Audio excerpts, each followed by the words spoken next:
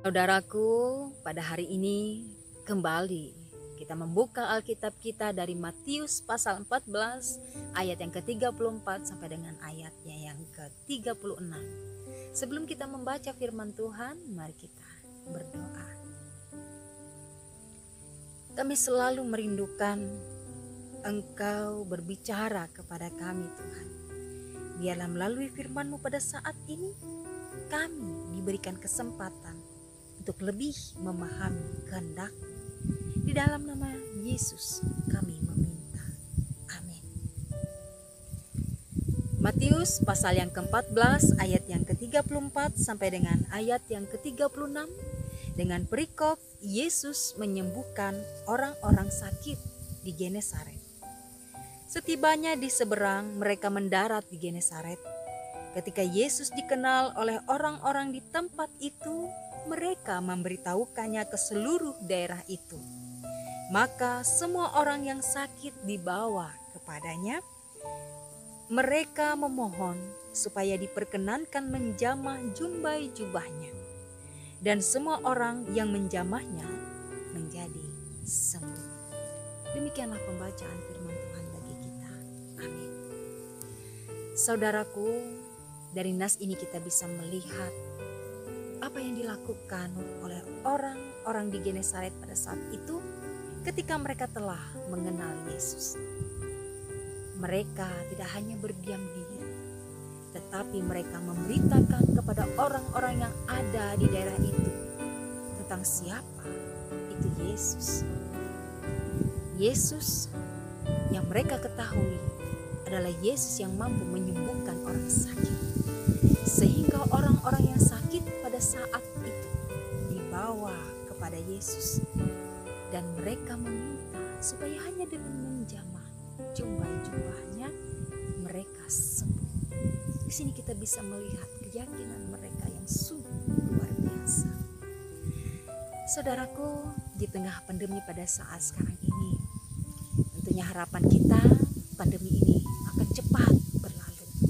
Saudara-saudara kita yang sakit karena virus COVID-19, bahkan juga saudara-saudara kita yang sakit terbaring di rumah sakit, dan juga yang ada di rumah mereka masing-masing pada saat sekarang ini juga sembuh dari sakit penyakit mereka. Itu harapan kita.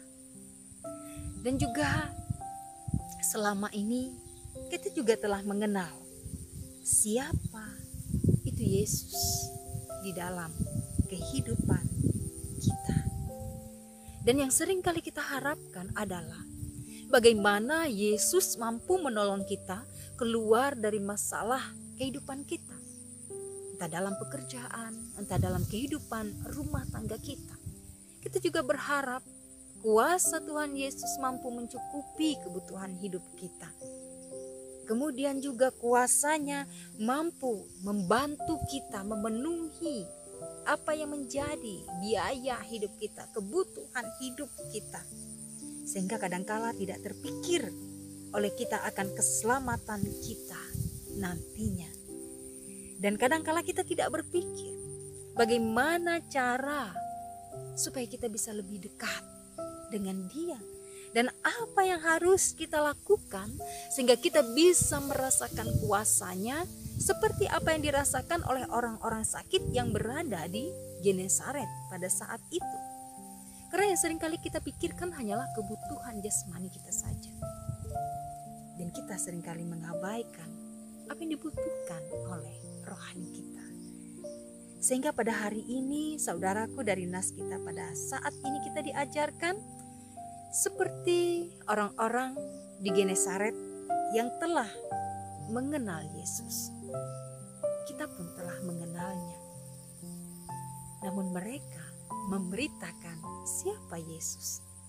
Itulah yang harus kita lakukan.